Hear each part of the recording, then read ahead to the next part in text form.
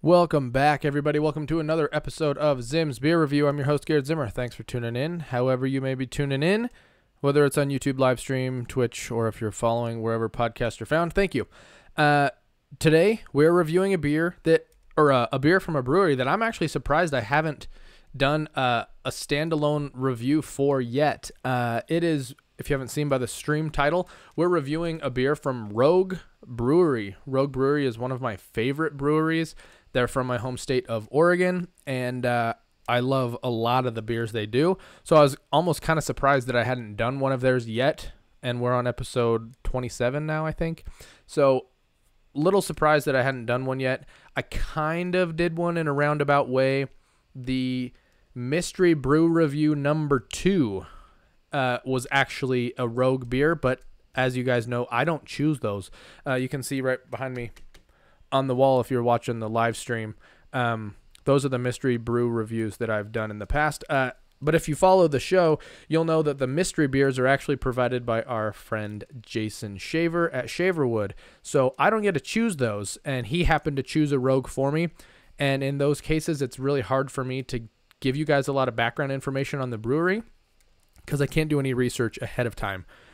He kind of does a little bit for me, but I wanted to do one standalone for Rogue so that I could let you know more about it and just have another chance to drink one of their beers because I really enjoy them. This is a beer I've never had of theirs. I specifically did this on purpose.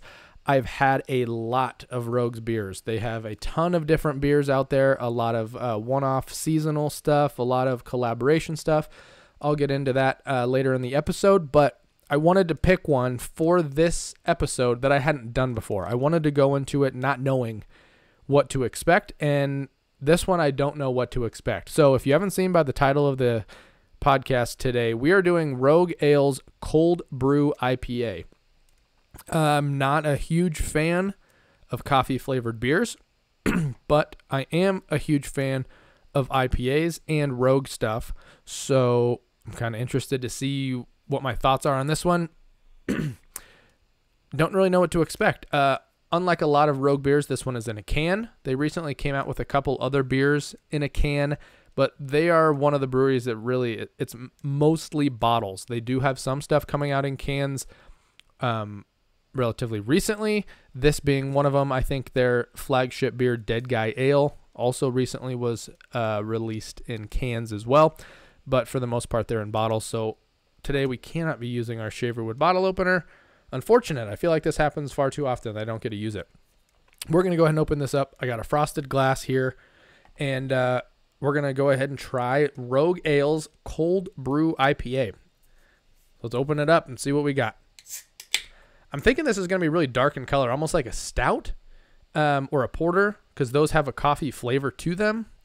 It's also IPA, so I don't really know what to expect. Color-wise on this, if you can see here, it's actually really a lot lighter. I shouldn't say really light. It's a lot lighter than I expected. For some reason, I just kept thinking this is going to look like a porter, and it actually doesn't. Porter is a lot darker. It's a black in color.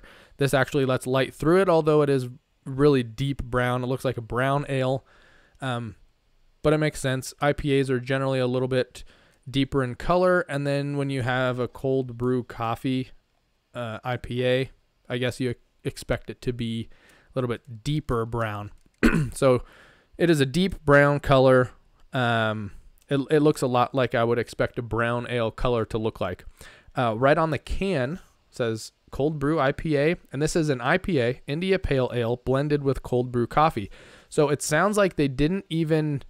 I'd have to do a little bit more research, but the way that they describe it is not that it was brewed with coffee, but that they mixed the two at the end. So they made an IPA and then they mixed it with a cold brew, cold brew coffee that is, rather than infusing the beans and everything throughout the brewing process, which I actually think that's probably better. Then you don't have a coffee flavored beer. You still have your standalone beer, the IPA, but then you just get it flavored by something additional rather than that additional thing, in this case being coffee, locked in through the brew process beginning to end. And then you kind of lose a little bit of your beer flavor in there, especially when you have such a strong flavor as coffee.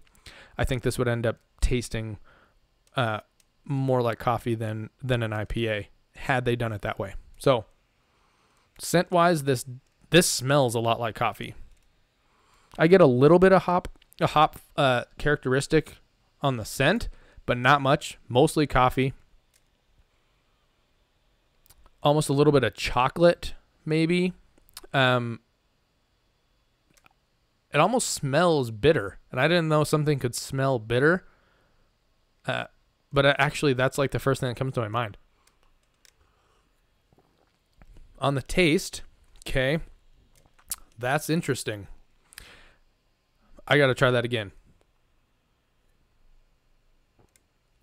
Okay, that tastes more like coffee than I expected. I'm not getting a lot of IPA flavor. I'm not getting a lot of hops. Maybe on the back end, a little bit of hop flavor, but I feel like this is more of a coffee beer, coffee forward, rather than IPA. And maybe that's what they're going for. I don't know. It just says, I'll read the little excerpt on the can here. It says it's dedicated to two of our favorite things. Rogue Cold Brew IPA is a hoppy IPA blended with 200 gallons of Stumptown Coffee Roasters' famous cold brew coffee in every batch. Brewed to awaken your senses, Cold Brew IPA opens with a huge hit of coffee aroma that is balanced by a not-so-subtle hop punch. I would have to agree with that. It definitely opens with a huge hit of coffee scent and taste.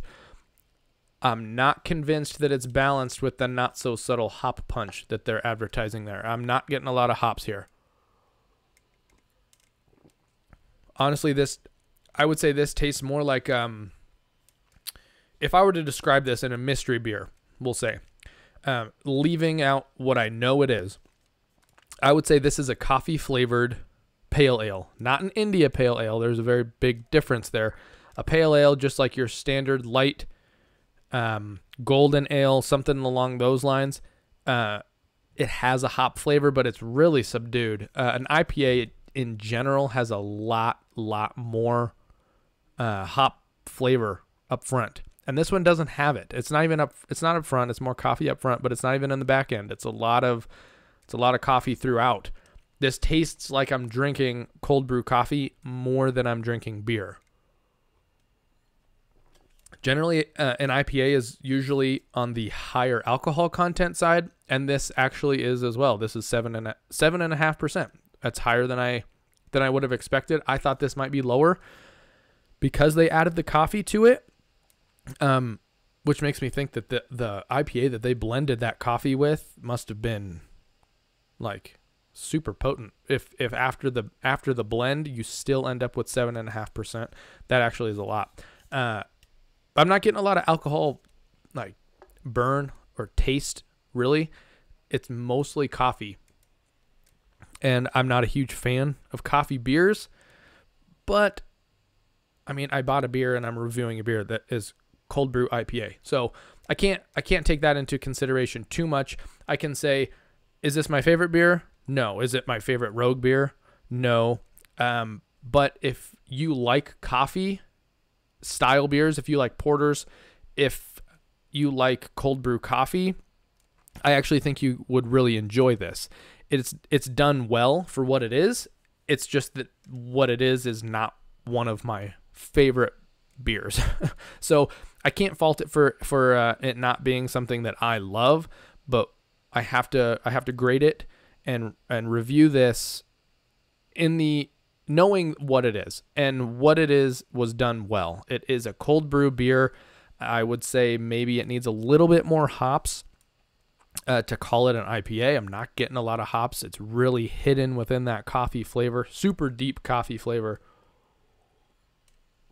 It tastes like black coffee. There's not a lot of other flavors to balance this out, like they say, but it's a cold brew coffee beer. So if you're drinking this, no one's going to say, oh man, it's too much coffee. I mean, you bought a beer that said cold brew on the front. So what it is was done well. Not my favorite, but it's definitely been executed appropriately. So not my favorite. Overall, pretty good. Now I'm going to let you guys know a little bit more about Rogue. If If you want, I would advise you to go back and listen to Mystery Brew Review number 2, where I reviewed Rogue's Hazelnut Brown Nectar. I have a little bit of information in that episode regarding the Rogue Brewery. So if you're interested in Rogue, I'm going to point you in that direction. Go back and listen to the Mystery Brew Review number 2, and you'll get a little bit more information on them. But I'm going to go ahead and cover it for those of you who missed that episode. If you're new to the podcast, or if you don't really want to go back and listen to it, I'm not going to make you. So I'm going to let you know more about Rogue today. So Rogue Brewery was started in 1988 in Ashland, Oregon. Ashland is Southern Oregon, if anyone's familiar with the state. I'm from Eugene, and it's just a couple hours south of where I grew up. That's where they started, was Ashland. One thing I didn't know about them was that they were started by 3 Nike executives. So Nike, as you know, the sports brand, was also started in Oregon, and headquarters are in Portland. And so 3 executives from Nike actually started the brewery, I guess, 30 years ago. 30 years ago this year. Congratulations, Rogue, on 30 years. So they started in Ashland, but they quickly moved. So they moved from, well, I shouldn't say moved. I should say quickly expanded. So in 1988, they opened in Ashland. In 1989, only 1 year later, they opened their second brew pub in Newport, Oregon. Newport is north of Eugene by a couple hours, not quite as far north as, say, Portland, but then it's on the coast. It's right on the Oregon coast. So they opened up their second brew pub only a year after they opened, and now that's where their headquarters are. So their headquarters are not in Ashland. I guess technically you could say they were in Ashland for 1 year, but they quickly moved to Newport, which is where everyone knows that they're from. They have a restaurant there that I know I mentioned in the previous episode, but I'm going to do it again for those of you who missed it. The restaurant that they have at the brew pub in Newport is honestly one of my favorite restaurants ever. It's not my favorite restaurant at a brewery. It's not my favorite restaurant on the coast or in Oregon. It's honestly one of my favorite restaurants of all time. They have some of the best food that I've ever had. I've been there quite a few times, and their menu changes. And so like I'll order something that I like one time. I go back a couple months later, a couple of years later, and I want to order the same thing and it's gone. And so I'm like, oh man, I really wanted that again, such and such. Order something new, and it's just as good. The food there is phenomenal, and they have all their beers, because that's their brew headquarters. So they have all their beers on tap. You can try them all. They have flights of beers. It was a super fun time. It's right on the harbor there in Newport. Super cool atmosphere. To get to the restaurant, you actually have to walk through the brewery. So you walk right through all the vats and the fermentation, and really cool atmosphere. Highly recommend anybody in the Oregon area or anyone traveling to check out Rogue Brewery. Go to the restaurant, go to the brew house. Super awesome. Anyways, so as far as how large Rogue is, they're one of the larger craft breweries. They have brew pubs in Oregon, Washington, and California. So they got the West Coast on lockdown over there, but they export their beer throughout the United States. So I think you should be able to find Rogue beer anywhere that you live if you're listening in the United States. They also ship internationally, but I couldn't find a specific list of where they do export to. I'm going to assume pretty close. I'm going to assume Canada, maybe Mexico, but it doesn't say. So if you live in the United States, odds are you can find some Rogue relatively near you. If you're interested, you can go to their website. I think it's rogue.com. I'm going to put their website in the description of this video and podcast, so go there. But I think they have a link on their website called Find a Rogue, and you enter in your address, and it tells you the closest liquor store or distributor to you that sells their beer. So if you're interested in finding it, go to their website, and it will point you right in the direction of where to go to get it. One other cool thing about Rogue that I didn't know prior to doing this episode was that Rogue actually uses their own proprietary yeast.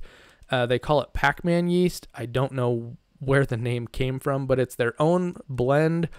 I guess I don't even know what you'd call it. Their own strain. It's a plant, so I don't know. But they have their own hops that they use on all their beers. They call it Pac-Man yeast. Maybe that's one of the reasons that their beers taste so good. I know they put a lot of effort into all their beers, and they always come up with really cool and innovative blends and brews, like the one we're doing today, the cold brew. So super cool there, but part of it could be the interesting things that they try to brew, but then part of it could be the yeast that they use. I haven't had a Rogue beer without their proprietary yeast, so it's hard to say how much that's adding, but hey, good for them.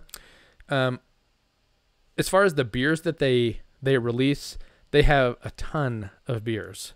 Too many to go into on this episode, but I will say that they have collaborated with different companies and places on numerous occasions.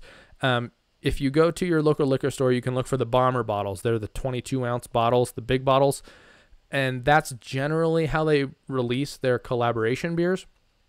So you can find on there, they've done collaborations with Voodoo Donuts multiple times, which is really cool. You can get, I had a lemon, I think it was called lemon chiffon. It was like a lemon style donut infused in a beer. They've had a raspberry donut infusion. They have a lot of different Voodoo Donut collaborations that they've done. Usually those beers are in a big opaque, which means totally painted. You can't see the actual beer. The whole bottle is pink, and it'll have the Voodoo Donuts logo on the front. So they've done Voodoo Donuts collaborations. They've actually collaborated with Marvel Comics, which was cool. Those beers must not be available around me because I've never seen them, but super cool that they did that. I'm going to try to find more information and see if I can track down one of the Marvel beers that they did. They even collaborated with the Portland International Airport. So if somebody is from Oregon, maybe you're not familiar with this, but if you're not from Oregon, you're probably definitely not familiar with this. There's like this obsession with so Portland International Airport, it's known as PDX, and there's like this obsession with PDX carpet. I don't know what the deal is, but anytime that people fly out of Portland to somewhere else, it's like this, I don't even know what you would call it, ritual. It's like everyone does this. You fly out of Portland, out of PDX, everyone seems to take their picture of their feet standing on the PDX carpet.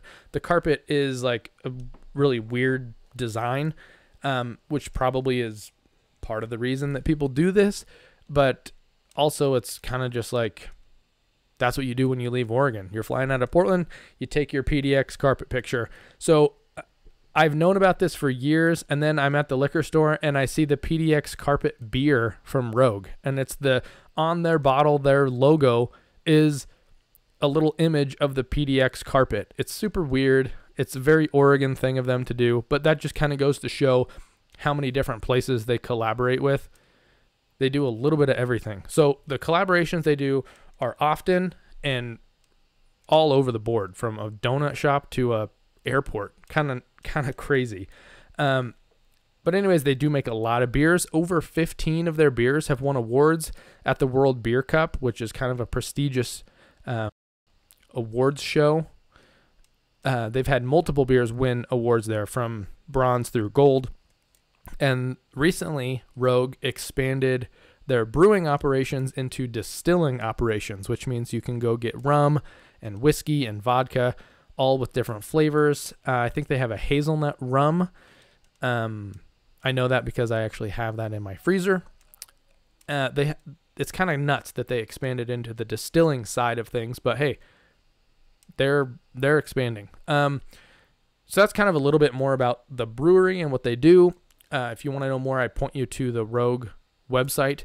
I did want to cover something that seems to have a lot of traction, and it's not. I debated whether or not I kind of wanted to cover this, but I'm going to, because I have to be totally unbiased in reviewing my beers. So, in recent years, Rogue Brewery has went through some controversy. So, this controversy actually has led to the shutting down of a brew pub in Eugene, Oregon. Here's the thing. People claim, we'll get into this, people claim that Rogue is notorious for paying employees low wages. I don't know. I'm not a Rogue employee. Never have been, never known one. But apparently there's a thing going around that Rogue underpays their employees to the point that they've even advertised for job openings and specifically state that it's a low wage position, which is kind of surprising. There's been stories circulating that some brewers that work with Rogue have actually had to spend some of their own money to finish a brew due to the budget limits that they've set on a $1 per keg guideline from Rogue. None of the brewers are allowed assistance. None of this I don't know this firsthand. This is all articles that I've read, but I had to give the full unbiased opinion and review of the brewery. So kind of odd. But then on the flip side of these people complaining and bad-mouthing Rogue, you get the Rogue Brewery who says you have to take this all with a grain of salt because the people who are saying these things are all ex-employees who they say, quote, have an axe to grind with them. So anyways, take it for what it's worth. I don't know if there's any traction to it. It's just something that pops up everywhere that I search Rogue. There's always a link or a reference to this controversy. I don't know if it's true or not, but the brewers who are apparently being paid low wages make some really good beers. So I don't know. Take it for what it's worth. If you're interested, do some more research. I'll link their website down below. As far as the beer, gotta say it's pretty good. I've been drinking it through this review. I don't know if I could have 2 or 3 of these. The coffee flavor is really, really upfront. Not sure it's my absolute favorite, but it's done well. For what it is, they made it really well. I enjoy Rogue beers. I'm going to keep buying Rogue beers. I encourage you guys to go check out Rogue. They're one of my favorite breweries of all time. They make some really awesome beers, and like you know, they do some really cool collaborations and really funky one-off things. So check them out. Check the description, get their website, find out where you can buy it. So thank you guys. Thanks for following, and I will be back soon with a new episode.